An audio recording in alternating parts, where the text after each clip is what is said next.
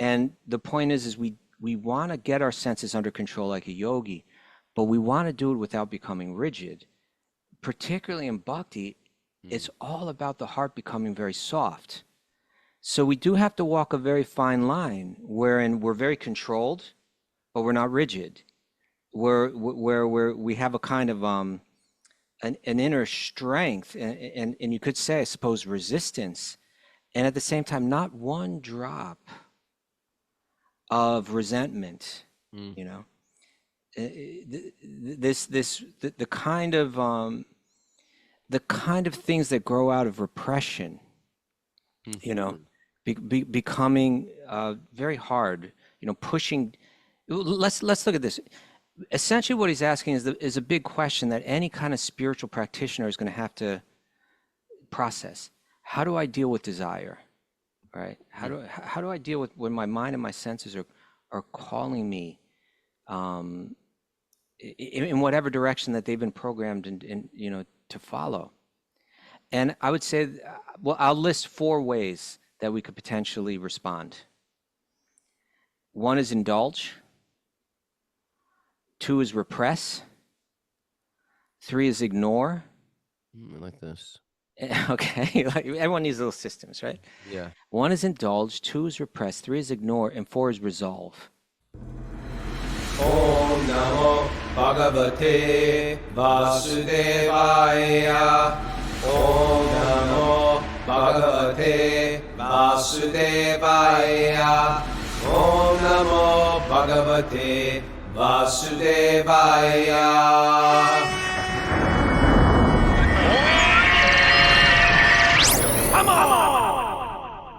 Live from Super Soul Farm.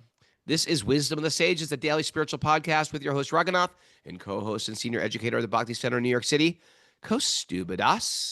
Today is June 7th, 2025. It's episode 1620. Welcome to the show and welcome to Sleep-In Saturday Q&A Day. Yeah, you get an extra hour to sleep in today. It's 8 a.m. in the morning. I did one of those things, wake up and I was like, already downstairs, already do my thing. I was like, man, I had an extra hour today. Yeah. But it was good. We're getting ready because we were having a big Kirtan Fest today from 2 p.m. to 9 p.m. 2 p.m. to 9 p.m. 7 hours of Kirtan. Looking forward to it. Mara's in the midst of it. We got 8 teenage Kṛṣṇa kids.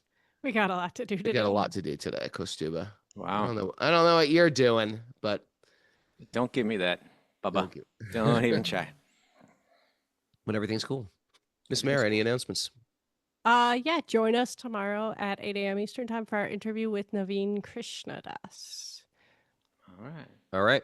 Yeah, that'll be good, Raghunath. Raghunath's doing that. I'm looking forward to that interview. He's got an interesting new book out. There are these people, Beyond Religion, is that his book? Yeah, I think that's what it's called. There are these people. These are one of these like super devotees. It's like they just a lot of stuff from high. It's like they're from higher planets. They're higher class people. It's like I can't almost relate to them. I have to keep it real simple. Just Raghunath, get your thoughts together, ask a question, let him do all the talking.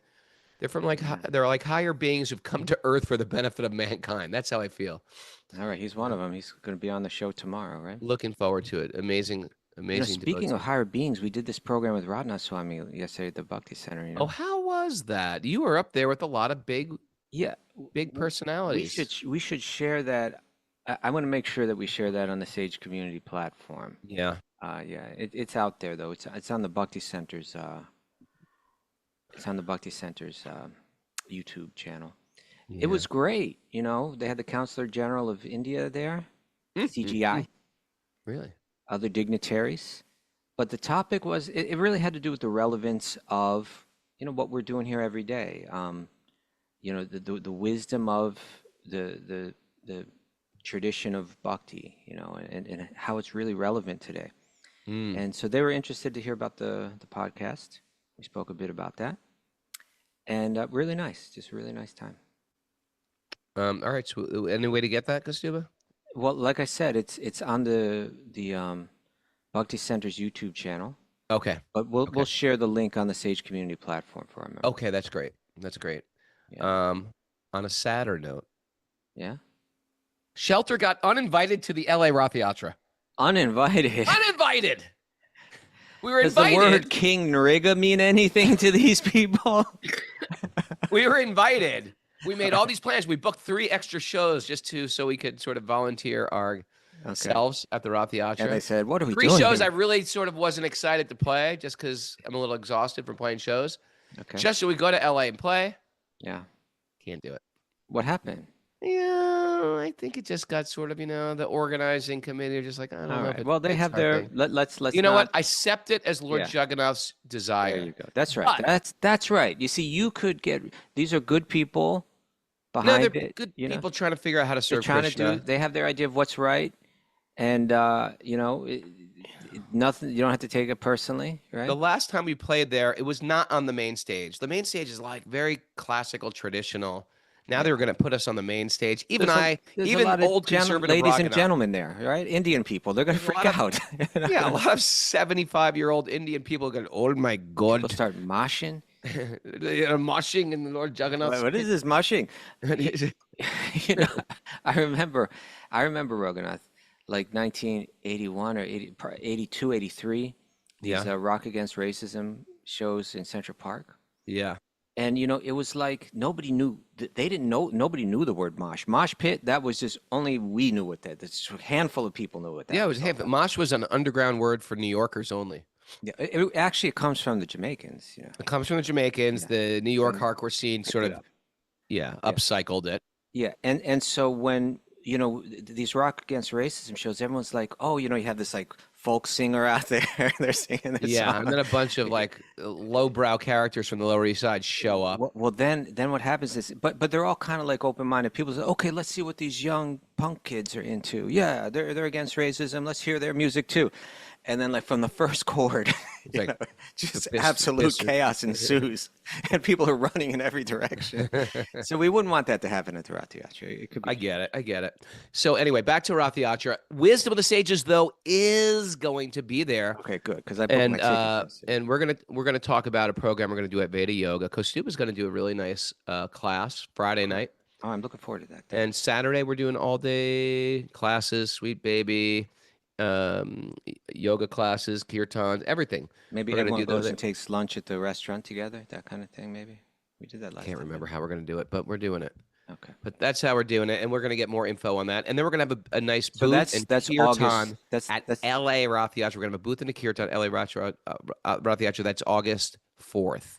okay. Now, So we're remember- talking like third, fourth, fifth these days in LA, right? Yeah. Now next week and the 14th, we are all going to be in New York City at the New Right. York Ratha Yatra. It starts at noon. It's a parade coming down Fifth Avenue, not to be missed by any of our listeners. And then we're going to meet in Washington Square Park. It's a day that you feel like, wow, this bhakti has taken over New York City. That's the vibe when you're in the parade with Lord Jagannath. Everybody, and there's 3 giant carts if you've never been there, and massive kirtans in front of each cart. It's incredible. Then we're we going to need meet. Nityananda Chandra to help us exactly where and when to be. But for the parade, it's probably noon sharp. I Yeah. think 47th Street and Fifth Avenue. but we Something should like that, confirm marching down. Nityananda Chandra put it up on the, what is the New York City date? It's June Next Saturday. 14th. This Saturday A week coming from up. today. A week from today. Hold on, can we go back and correct the New York, LA Ratha Yatra dates? Yeah, what is that? It's August 3rd, Sunday, August 3rd. Sunday, August 3rd. Okay. The But our Friday thing on yoga. Friday, my thing on Friday would be on Friday, the- August 1st. Okay, first, Mara's birthday. Oh, that's right. We got to go to Gracias, Madre. Gracias Madre. And there's a LA show for Shelter the day before. Yeah. Just thought I'd share that Thursday. Anyway, but so this weekend, we're all going to meet everybody. I want everybody to come to our Wisdom of the Sages little tent we're going to have set up, and we're going to sing together. I want you to come. We're going to sit. We're going to sing. It's going to be great. And you can give out cards. Are we going to do cookies again, Kaustubha? I'm down if people want to bring them. If people want to bring prashad cookies, no eggs, actually make a vegan cookie. A vegan cookie, offer them to Krishna with love. No butter. Just- Krishna loves butter. I know, but some people Just don't. no Just, eggs. just no eggs, but like some people just let's play it safe. Let's go vegan. Oh, Some you people go are, vegan. All right. and offer them with love, and then we'll distribute the prashad at our table. So we can do prashad distribution. We can do kirtan together. We can hand out cards for Wisdom of the Sages, and we can do book distribution. all singing together like one family. It's really fun every year. We do it. Radhanath Swami comes over and dances with us. We're really looking forward to it. We want to see everybody there. And if we haven't met you, this is our chance to come and meet you. Oh, yeah. So I got come a up and gig say at the hi. Q&A booth, too. I think from 3 to 4, I'm in the question and answer booth if people want to hang out there then. Wait a second. At the New York Ratha Yatra? Yeah. They asked you to be in there, not me, huh? You're doing kirtan. I'm getting double rejected here. No, you're doing now I'm kirtan. rejected He from New York builds Ratha meaning Yatra. into things, Mary. He did so good on the rejection from the concert thing in LA, but now I did he's- really good. It was hard. I was like, Yeah. okay, we are uninvited. Okay, that's good. Everything's good. It's fine. That's Lord How did Jagannath's they break mercy. it to you? By the way, we thought about this a little bit more deeply. And what did they say? Oh, it was, the temple president, Srivas, he's just like, he we gotta okayed love it Srivas. without getting the permission from other people to okay it. I see. Srivas okayed it. Right. It's okay. I love Srivas. I love what they're doing. I love the LA Ratha Yatra. I'm glad we're here. We accept it as Krishna's It's Krishna's plan. plan. Okay. We got some. Okay. We got Nityananda Chandra here. He's saying the Hare Krishna festival is June 14th, 11 a.m. to 7 p.m. They say 11 a.m. at Fifth Avenue Parade, but they really leave at 12, don't they, Raghunath? That's the kind of thing to get. They really live at 12. Yeah, okay. We know. We've been to these parades. And then, but from 12 on, everything's happening in Washington Square Park. But it really, when the parade arrives there, it really takes off. That's at about 2, right? It takes about 2 hours from 12 to 2. It gets down there. Yeah. All right. It's All all right. free. Free food. Although there's a lot of booths there that sell nice food too. Nice prasad. Free kirtan. Free cookies. Free cookies. Free kirtan. Can't beat All that. right. Free. Should we dive into questions? Okay, let's get into questions. This is what we do on Saturdays. If you're new to the show, welcome. It's Q&A day, and this is from Brian, and he emailed it. Mara, would you like to read? Hit it, Mara. Okay. Brian writes to us and says, I have a question about checking out women, so to speak. It's going to be a good one. Okay. Checking out women. I Everybody's love- that's the perking way up. Everybody woke up. Is it going to be okay? Is it okay to check out women? I've been practicing bhakti yoga for a little while now. I like to see myself as pretty advanced, especially compared to who I was a few years ago.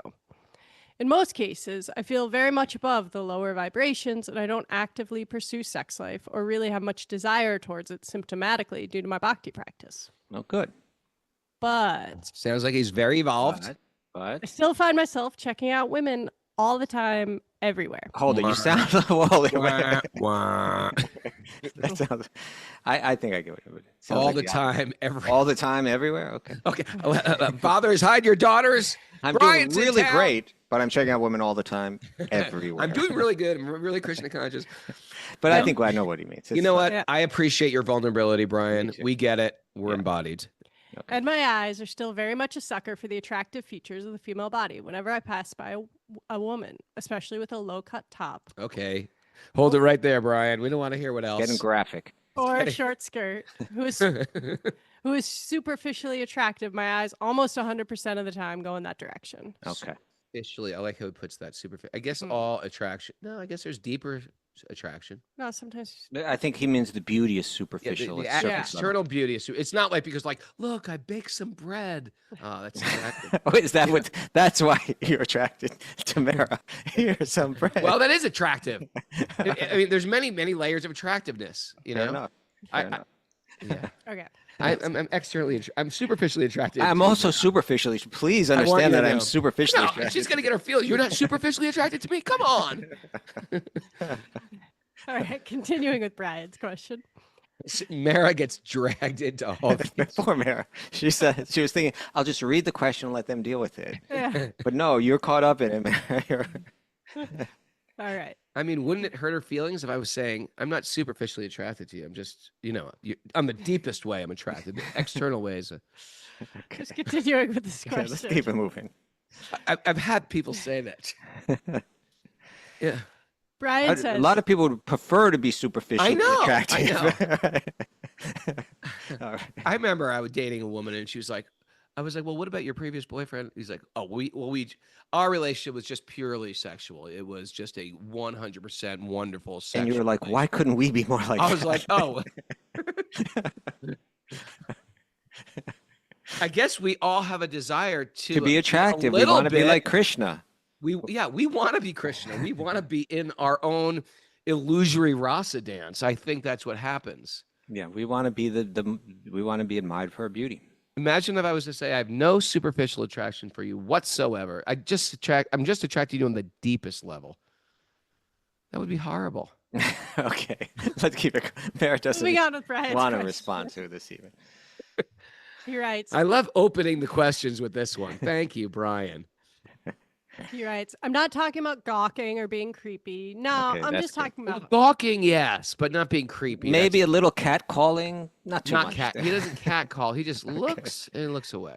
Okay. Creepy is like you're staring, you're cat Oogling. calling, That's called oogling. oogling. I'm just talking about for a Ogling. quarter of a second. If even that. The eyes always go there. It can't be shorter than a quarter of a second, Brian. But I don't want to be this way, but I can't seem to stop it. I get it. Yeah. A lot of times when this happens, it doesn't feel lustful. But then again, I only do this to women and not men. For example, sometimes I tell myself, I like how he like commits to it and then he backs off, and he commits to it and then he backs off.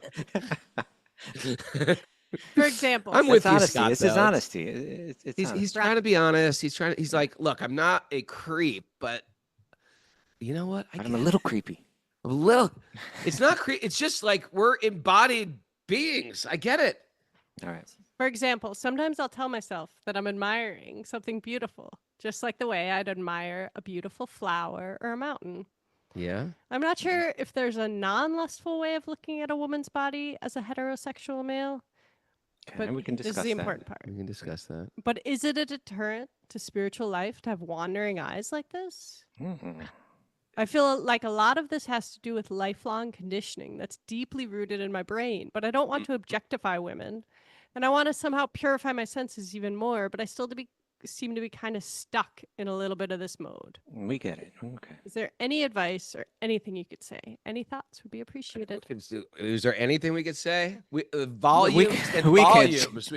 We could get Freud in here and a bunch of other therapists and strip this thing down to Jnana yoga and Sankhya yoga and whoosh. Kaustubha. Yeah, Roger. You know, it always reminds me of that first time I went to India. I don't know if I mentioned this in my book or if I did, it got cut out. But the first time I went, I was 22 in the heat of passion for a young man, and realizing like just indulging in sex life, like will not give me what my heart really wants. Been there, done that, want something new, want something fresh. And I thought, I'm just going to go to India and dive into spiritual life. They say chanting this mantra gets you in love with Kṛṣṇa and not love with material world. So I did it.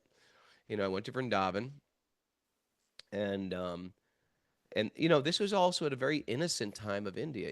India was very innocent. There was no cable television. There was no satellite television. There was no internet. India was India. Now everything's homogenized. The whole world is homogenized. It's very rare you find some, tribe in Colombia or the Andaman Islands where people or in wherever it is, where people just are completely isolated. But back then, India was India. It was like very sort of almost naive in a lot of ways, or at least the culture was. So I was finding that in India, there's not that much. What's the word? Oogling or ogling? I thought it was oogling. No, that's Googling you're thinking of. I I'm think not it's sure. ogling. Yeah. It's ogling. Is it Ogling ogling? means you're gawking. Okay. Not necessarily being creepy, but whatever it is, it's gawking. Like Ogling? Is it ogling? ogling? I can't remember. I used to use this word, but thanks to Google, now everything Mare's is like on it. Googling. Mare's on it. Ogling. She's getting I thought I would play it. Ogling. ogling. Ogling. This is ogling. So ogling means like to gawk at a woman. In America, that's sort of commonplace. Matter of fact, a gentleman might like look and pull a head away. One who's less of a gentleman will make it like a 2-3 second 4, and then even maybe while talking to somebody, like really look, and their girlfriend will be like, "Hey, guy, are you just checking out that woman?" And like, "Oh, I'm sorry." And the guy gets caught off guard. The next level down the ladder would be, you got to say something to a woman. Hey, and some stupid cat call, ooh. You see that a lot, especially in New York City, women walking by, guy working construction. not the Now, why? construction, not construction worker bashing, but That's whatever. a cliche, although it does play out. What's that? That's like What's that? that's kind of a It does play out. There's stereotype. cultures that promote catcalling women. Yeah, sometimes we play into the stereotypes. And sometimes you play into it. And sometimes guys are like, I'm not going to be that guy. But whatever it is, there's levels of that going on. And I think a person who's trying to be a good person, a gentleman, has some values, they're not going to do it. Even though they may be attracted, it's looking, tagging, getting back, you know? And they just don't let their eyes wander that much. Although genetically, they're almost wired to do it because men tend to live in their belly down. Or should I say boys live from their belly down. And as we become men, we stop acting on that pull. If you're still acting on that pull, you just stay a boy your whole life. You treat women just as packages, as pretty packages. And truthfully, it's the beginning of misogyny because you take the soul out of them and you just see them as an object for your enjoyment. So I was noticing in India that ogling didn't exist. You don't check out women, and they're not checking out you, because women also check out men. They look, you might say something, hi, even if it's sort of like an innocent, it's a flirty thing that you might be in line at Trader Joe's. This isn't me, but I'm saying people can do it. They could be in line, they're flirting with the cashier, whatever it is. It's a flirt. It's like, is there a crack in the door? Is it whatever it is to get to know somebody better? And it can be innocent, but it could also be like a socially lubricant, to be friendly and jokey and sort of playful. So there was none of that I noticed when I first went to India. And when the culture sort of just cuts it away, after a while, you stop doing it. And you start to realize like they're not going to flirt back. And if you have some intention on catcalling or looking at a girl in hopes to get something more from this girl besides just a friendly response, like in the lowest form, I'm going to start the conversation and then maybe I can have sex with the woman. Well, that's not going to happen in India.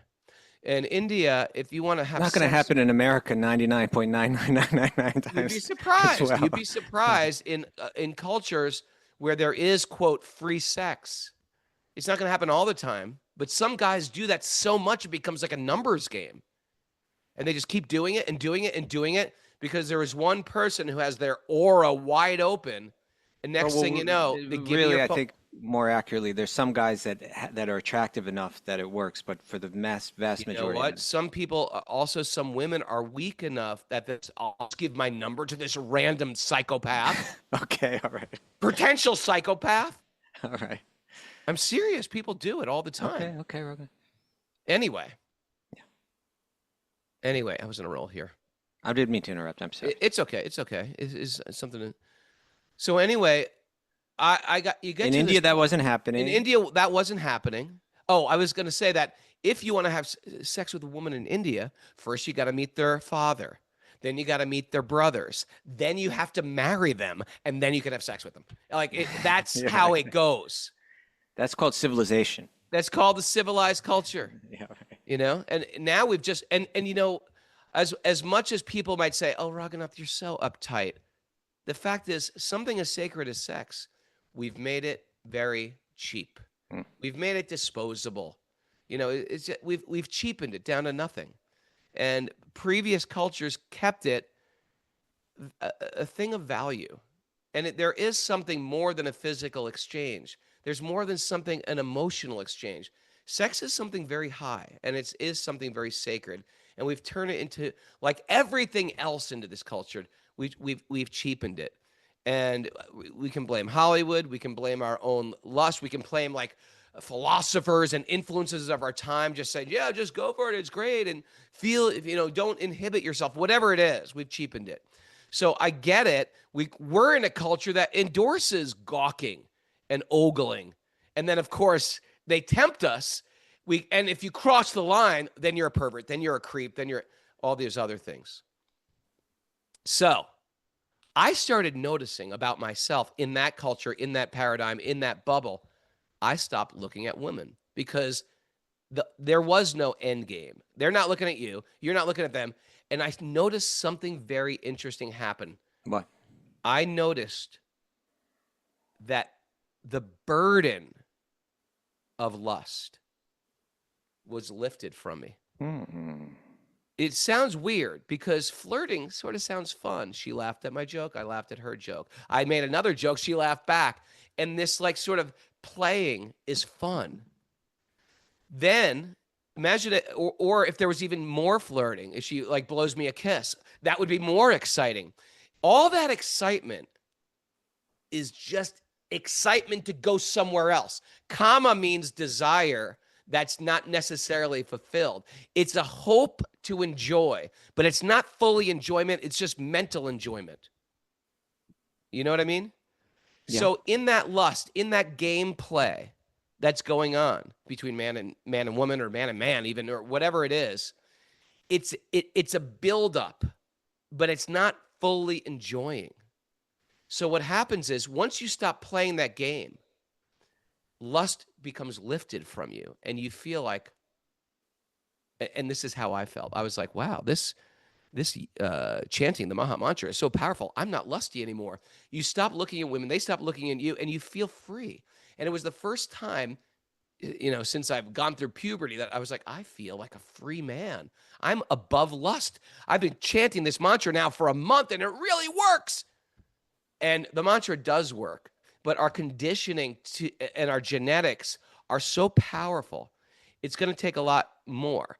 So when you have a culture that endorses controlling your mind and senses, the burden of lust, and I say it's a burden because it is a burden when you're trying to control your senses.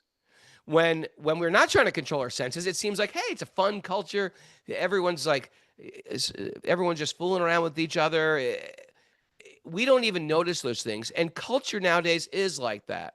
Everything is integrated with men and women, and you can have a flirty relationship with a girl from work or a guy from work. And sometimes those relationships can go into places that you cross some lines. You're married, but you have some emotional relationship going on. So Vedic culture kept very high guardrails. Indian culture, for the most part, kept very high guardrails. I would love to. Do we have any Indians on the call today? It'd be a good sociological study. Mara's looking through our list. But I can say to our friend Brian, I get it. And when you understand what it is, and I was having a talk with Bunky about this morning too, because it's a very real thing for men, especially trying to control their senses. Shia Shastri. We can unmute Shia Shastri. Shia Shastri, if you're around, we're going to unmute you in a moment. If you don't mind, Kaustubha. This is a big question. But I was saying, like, at age 50, I'm 59. At age 50, there seemed to be a less in sexual drive in my body and in my mind. And for me, I felt like, what a blessing. What a blessing that lust is not like it's gone from not like it's gone from me and I'm above it, but whether it's from like taking shelter in the Srimad Bhagavatam, chanting my japa, or just getting older, a little of that passion steps back, and you're less harnessed. Almost till it's like you got 5 pit bulls, tied to your neck, and they're all running in different directions. And that's sort of what lust can be like oftentimes for a man.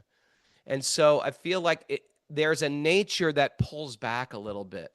And I do give credit to, we study this stuff. We study that lust is an illusion. It doesn't give us what we want. It's a baited hook. And when we hear that on a regular basis, when that pull comes, we're actually able to check it. We're actually able to say, beautiful, not what I want. Beautiful, not what I need. Not will fulfill the God-shaped hole in my heart. This is not the end game. Or think it through, Raghunath. Think the whole thing through. What happens? You chase that big deal. What are you going to get from it?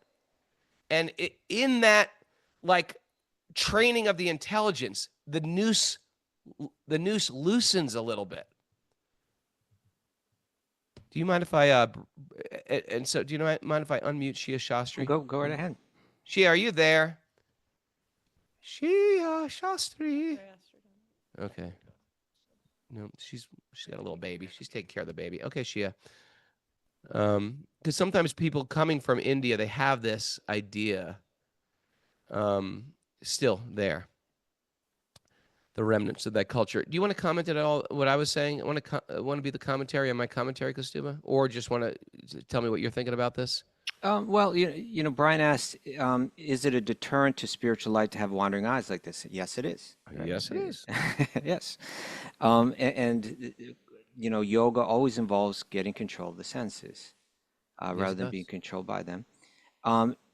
He also asked, is there any advice or anything that we could say on this? And I think Raghunath has shared a lot there that I think speaks to how the culture that we're living in plays into this, and how it was he had a distinctly different experience in India, particularly I think a lot of women, particularly Western women that go to India, sometimes they get ogled, like extremely. Ogled. I'm sorry, they get ogled. And part of that may just because they haven't seen white women before, so they're kind of just looking like, I've never seen it. Sometimes there's maybe an innocence in it. And I think also there's also like a sad thing that's happened since you were in India in the late 80s, is that porn just took off, and every Indian guy, sexually repressed Indian guy has Sex addiction. It's a he's real got thing. a phone in his pocket where he can see anything at any time, and it's really a form of violence in a sense. But setting that aside, there's so much in what he said, and he did ask this question. He said, I'm not sure if there's a non-lustful way of looking at a woman's body as a heterosexual male. There is, and we've got to get there. Not that we make a sport of it, but the idea is we're going to be seeing it all the time. So it's something that you're going to have to come to terms with. It's something that you're going to have to. We see beauty everywhere in so many different ways, and the point is we want to get our senses under control like a yogi, but we want to do it without becoming rigid. Particularly in bhakti, it's all about the heart becoming very soft. So we do have to walk a very fine line wherein we're very controlled, but we're not rigid. Where we have a kind of an inner strength, and you could say, I suppose, resistance, and at the same time, not one drop of resentment. The kind of things that grow out of repression. Becoming very hard, pushing. Let's look at this. Essentially, what he's asking is a big question that any kind of spiritual practitioner is going to have to process. How do I deal with desire, right? How do I deal with when my mind and my senses are calling me in whatever direction that they've been programmed in to follow? And I would say, well, I'll list 4 ways that we could potentially respond. 1 is indulge. 2 is repress. 3 is ignore. I like this. Okay, everyone needs little systems, right? Yeah. 1 is indulge, 2 is repress, 3 is ignore, and 4 is resolve. Okay. Now let's look at each one.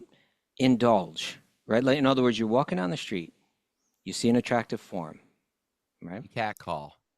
Okay, cat call is a crude way of indulging. Yeah, you can indulge in reality, which may mean just looking more. In one sense, that is indulging, You right? do 3 seconds instead of a quarter of a second. You're like, Yeah, 1, 2, 3. Yeah, if your head you stop, you turns, turn your head. Once if you turn your head you're to your shoulder, you've indulged. You're a dirty old man at that point if you're old, right? Yeah. If you turn your head, that means you're a puppet. But we may also indulge in fantasy, There you go. and practically it's all fantasy anyway. It's all fantasy anyway, isn't it? Yeah, it's all about what's It's going all a on in mental our minds. concoction. The whole thing. Yeah, it really is.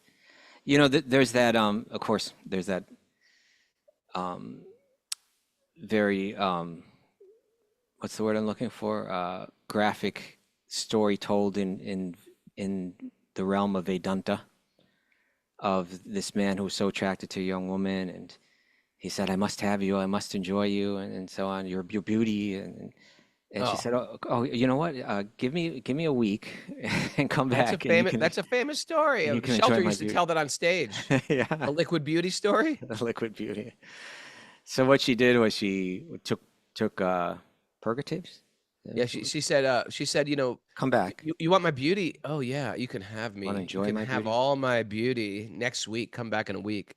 Hmm. And she took all these things like Purgatives. That's the right word. purgatives. They Purgatives. make you vomit, and it's like a real graphic. It's one of those Indian Yeah, graphic stories very where the graphic. person is eliminating from their mouth and from Both ends. their both ends, eliminating from both ends, and she kept the What vomit she was and eliminating. the stool in a clay jar. Like The a story pot. is grotesque. It's only not even 9 a.m. on a Saturday. Okay. We didn't tell the story, but I'm Yeah. glad you went there, Kaustubha. She kept it and her body just became emaciated after a week of constantly purging like this, Yeah. She to looked the real point where bad. he came back. And he's Hardly like, recognized her. I'm looking for a beautiful woman. Have you seen a beautiful woman around here? I'm supposed to meet her. And enjoy her beauty. Says, you want to enjoy my beauty? I've saved it for you. In other words, it was this in my body that apparently was so beautiful. Once we took this out of my body, this is what I look like. The stuffing of the pillow, Yeah. not Yeah. the So, pillow. We're a pillowcase. We're just a thin glove of beauty.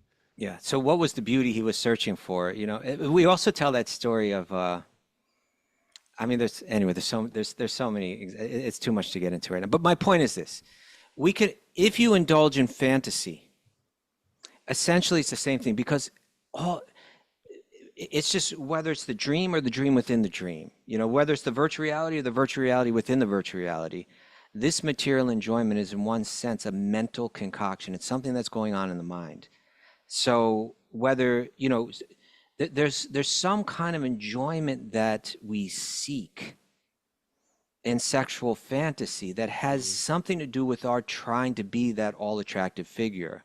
I'm successful, I'm attractive, I'm powerful. That idea, Ishvaraham aham bhogi, I'm the controller and I'm the enjoyer.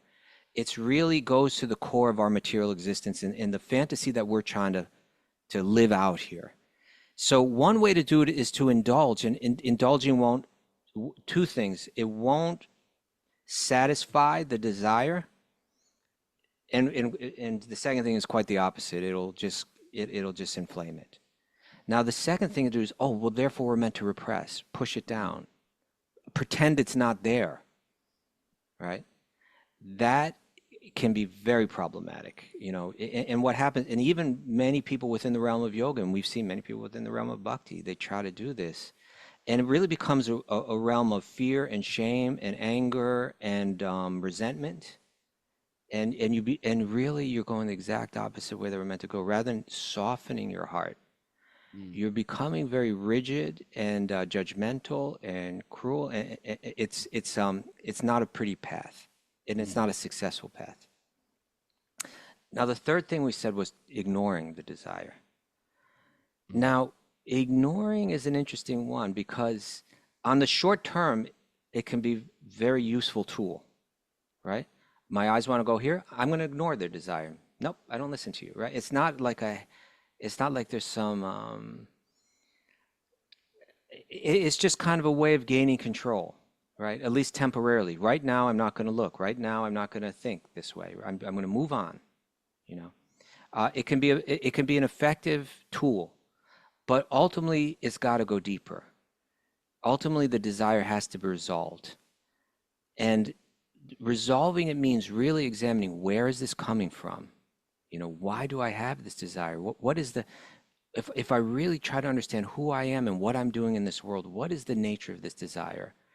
What is the need that's beneath it that I feel, right? What is it that I feel needs to be addressed about? Really, it has to do with identity, who I am, And is this desire based on illusion? Am I thinking that by fulfilling this desire, whether in externally or through fantasy, will it make me whole? Will it, will it make will I feel comfortable with my identity? Can I jump in on this one? This is such Yeah. a powerful point you're making, because tying back into your thing is now porn is accessible everywhere to anybody in their pocket. Yeah. What it's created is an outlet, a very quick outlet for a quick fix, for a dopamine dump. And Yeah. people will turn to that. Yeah. And then things like anger, frustration, sadness, even hunger get sexualized. Yeah. So that is your new go-to to get some quick little hit. I'm frustrated with my job, with my career, with my health, with my, sense of worth. I sexualize that by going to, who knows, sex, masturbation, prostitution, and this becomes a serious addiction that takes Rampant. people into Rampant. rampant addiction now more than ever. I think, and someone could maybe Google this or something like that, but I believe that pornography is like the number one thing on the internet, right? Maybe financially or, So, but it's of ridiculous course, statistically. yes, I think they're leading the way in AI And so that is something that is terrifying practically. I mean, it's like just brutal. It's, that so in, many of us could become so controlled like that. in the same way it takes away jobs, AI, in a lot of ways, it's going to take away the need for women, the need for family, because you're just going to go right there.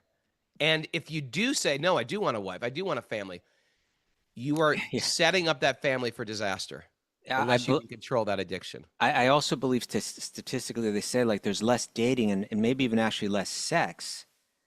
And part of the need is because young men, rather than kind of like you were saying, even if it's not an Indian civilization, still a young man would have to kind of like get his act together and take a Show girl up. out on a date and try to be a Right. good guy and try, it's like, you know what, I'm just going to deal with that through the sexual fantasy. And that fantasy, which can be going on Krishna, is now going towards something that will never fulfill you. And it's addictive, and you live in that fantasy. And what we're trying to do is create a different addiction. It's an addiction to Krishna as the source of my joy. That's part of the resolution is redirecting the energy, right? How do we resolve this desire? Not just repress it and not just ignore it, but resolve it. A lot of it has to do with understanding that this is misdirected energy. Don't try to kill the energy, but redirect it. And we redirect it in the direction of Krishna. And that's, ultimately that's what we're doing. It means that there's a drive in me. Let that drive be for purification. Let that drive be for ultimately for bhakti. Let that drive be for divine love. And let me bring my attention to that object of meditation that is so purifying. There's this really incredibly important verse from Srimad Bhagavatam that we'll be getting to in about 37 more chapters. It's the last verse. There are 5 chapters that deal with the rāsa-līlā in the Srimad Bhagavatam, which is the pinnacle of all of the Vedic literature. The highest. And the very last, and of course the rāsa-līlā is Krishna's dance with the gopis. It's the telling of a pastime wherein there's the central male, Krishna, surrounded by beautiful females. It's erotic. But the last verse says, I'll read it to you, 10, 33, 39. Good. This is like, okay. This is Like, what- name that verse. And remember, name that tune. I can name that tune in 3 notes. Name that anyone tune. who faithfully. I can name that shloka in 5 words. Maybe 5. Yeah. Here it is. Anyone who faithfully hears or describes the Lord's playful affairs with the young gopis of Vrindavan Playful affairs. will attain the Lord's pure devotional service. Thus, they will quickly become sober and conquer lust, the disease of the heart, Ooh. the Hridaya Rogam. There we go. The Hridaya Rogam, right, is the disease of the Hridaya, the heart. So here is, it's saying we have a formula in bhakti that is not going to, where you don't indulge in the desire, you don't repress the desire either, and it's still more than ignoring it. You're going to take your energy and your attention and you're going to place it on the ultimate object of meditation. Now, Krishna, here rāsa-līlā is being used as an object of meditation. We could say all Krishna's pastimes, Krishna's form, Krishna's name, Krishna's qualities. By bringing your attention, but let's talk about even what's being said right here, hearing the rāsa-līlā, hearing Krishna's Līlā.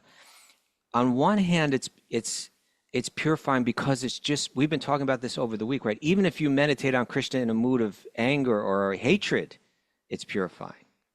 What to speak of if you do it favorably. So the object of meditation purifies, but it's also, it's not pure. It's not simply an object of meditation that's purifying, but the pastimes themselves are instructive. There's something in there where there's a logic that begins to click in the head. That what I'm reading about in Krishna's Līlā, when you start to get it, oh, this is not the kind of romance that I read about in a Harlequin romance or that I see played out in a materialistic film about romance, or what to speak in something like pornography. This is a erotic setting, but it's entirely free of selfishness. This is real love. This is the real thing. This is the capital L love, not the reflection or the warped reflection of it, but this is actually the real thing, wherein there is absolutely not even one drop of what we would call material lust. And one can begin to understand that what we're playing out in this world is a warped, it's taking the most beautiful thing. The thing that is so beautiful that it should be held as particularly sacred and cherished as particularly sacred, and we're taking that and then we're warping it and corrupting it with selfish desire, rebranding it, like to somehow confuse that love and lust, right? Almost anything to do with each other. How can they even sit in this? How can they even be married together? They're two different energies. Right. One is going sacred. south and one's going north. Yeah, exactly. Yeah, well, that's the thing. When we get it, that hearing these pastimes of Krishna, it's the diametric opposite of material lust. When you get that instruction, you begin to reevaluate your desire within the material realm. All of your motives.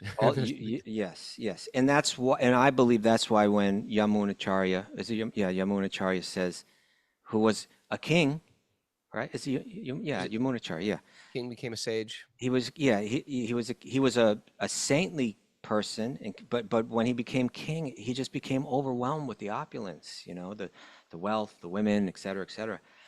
And then he had a rebirth, by the grace of another sage. And then he said, now, ever since Nava Rasa, I'm tasting newer and newer flavors of the beauty of hearing Krishna's pastimes. When I look back, at my previous sexual indulgence, he would say, my lip curls and I spit at the thought. I took what was most beautiful and sacred and I tried to play it out like some kind of imposter in this world. Really, my thing was full of selfishness and lust. It was a very warped reflection of Krishna's pristine, beautiful pastimes. That's how you begin to resolve it. You begin to, it's not self-hatred, but it's hatred of my own misbehavior. A disgust in one's own misbehavior, and then one lets go of it because one's Nava Rasa, one's tasting something that's on a much higher level. That's how we resolve it. Now, within that path, now I want to say this real, I really want to share this with Brian. Don't beat yourself up because you haven't resolved it yet, but focus on staying engaged in the process of resolution, right?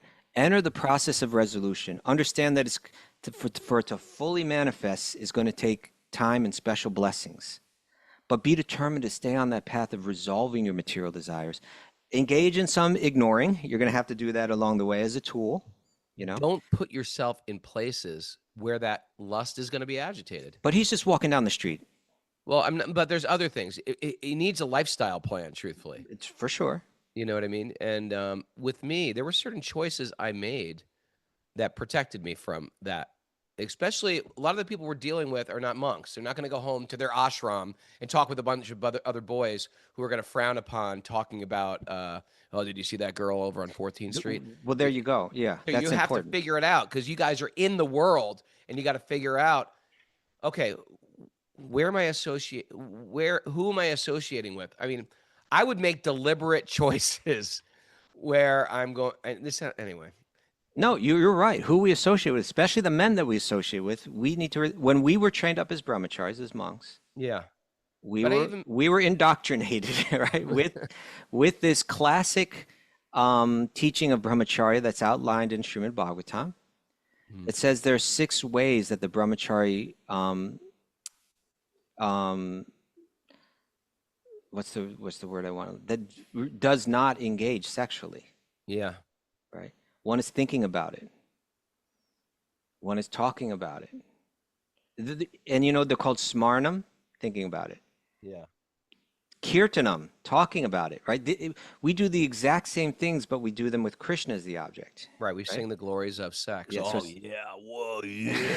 Smarnam, Whoa. Kirtanam. Then the next one is called Keli, dallying with women, Dallying. flirting, you know. Yeah. Prekshanam, looking lustfully at women, gazing at them with desire. Right? Mm. Why Guyam don't you say them and I'll act them out? Are we sure? Guyam Bhashanam, talking intimately with women. Come here, you. I come hear you. Is that what you got? Come here, you Okay. buttercup. Then sankalpa, resolving to engage in sex. Let's go. Ajavasaya, endeavoring for sex life, making plans or efforts to engage in sexual activity. And then, don't act this one out, Raghunath. Kriya Nivritti, engaging in sex life. Oh, yeah.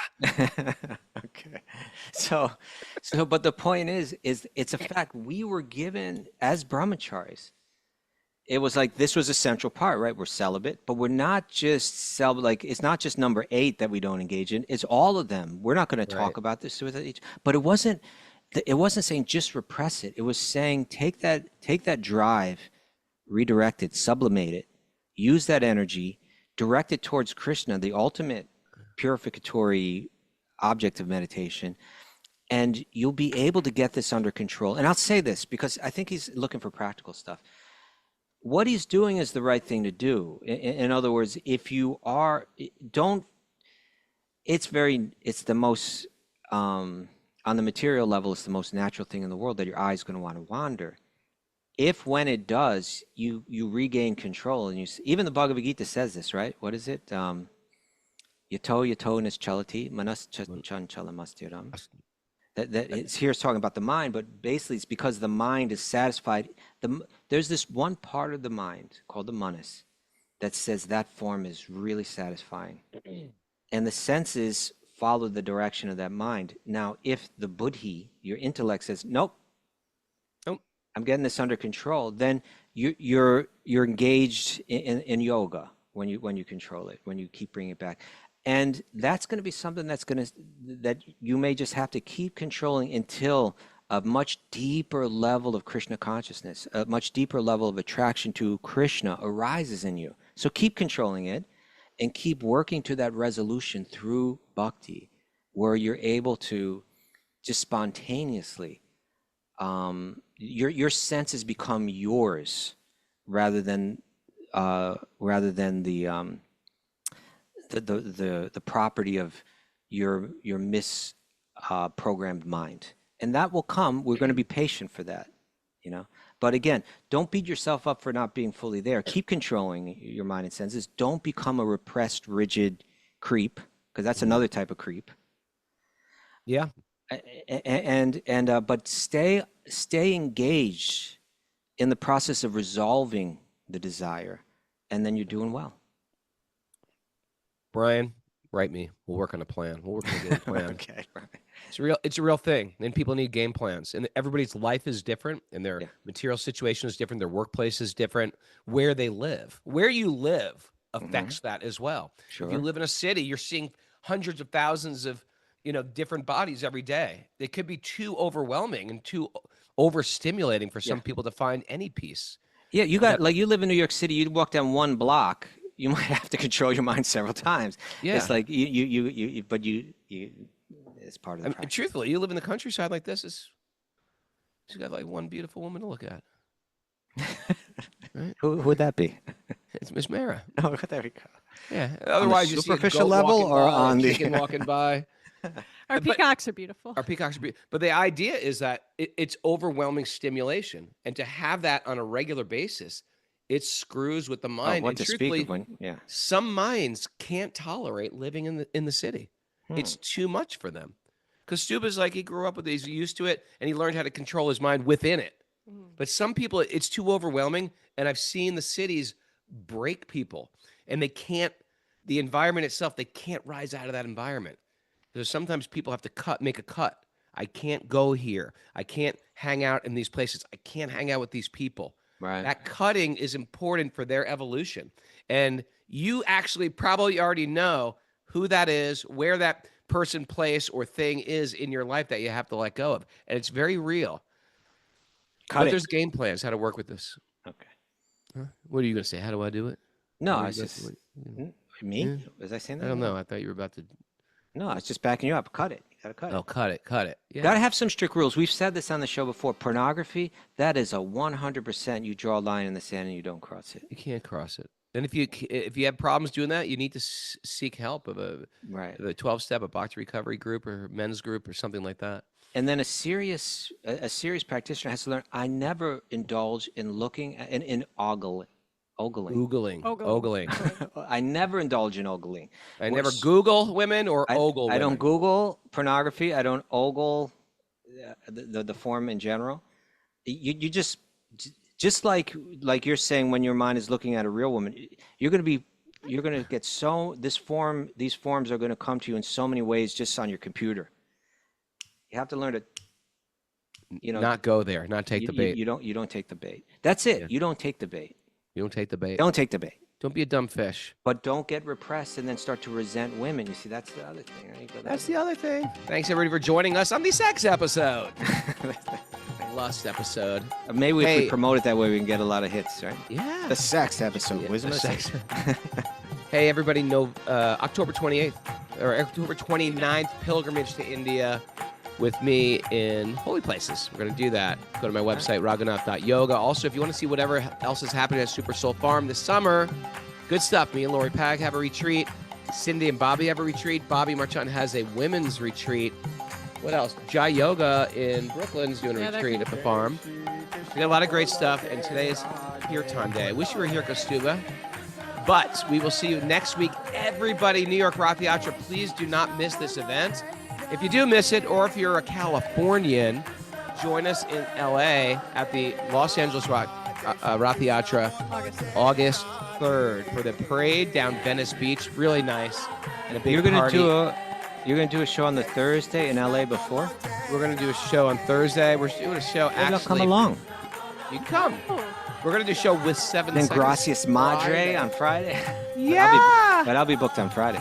You'll be booked on Friday, and also we have a show on Friday with 7 Why don't we do Seconds. Gracias Madre on Saturday? We were doing our thing on Saturday. Oh, we could do Saturday night. Yeah. That's what we did last year. Let's do That's what we it. did last year, right? Yeah. Or maybe All right, we'll be doing a fantastic. thing on Saturday night. So let's see. Oh, yeah. Anyway, we'll figure it out. But looking forward to that. Keep your eyes open for that. Otherwise, we're going to see you at Ratha Yatra, New York. We came up with a great mantra there at Gracias Madre, remember? What? Rade, Rade, Gracias Madre. Radhe, Radhe, Gracias Madre. Yes. I'm surprised you haven't started chanting that one. I was singing it, right? I was walking around singing that mantra. Rade, catchy. Rade. Camera's on, Martine. Let's see that beautiful face of yours. There she is. Baby. Let's see all these faces. Is that Baby Davy? Is that Brooke Hebert? Hey, Davey? Who's here? Oh, it's Baby Davy. Haribo, Vanessa.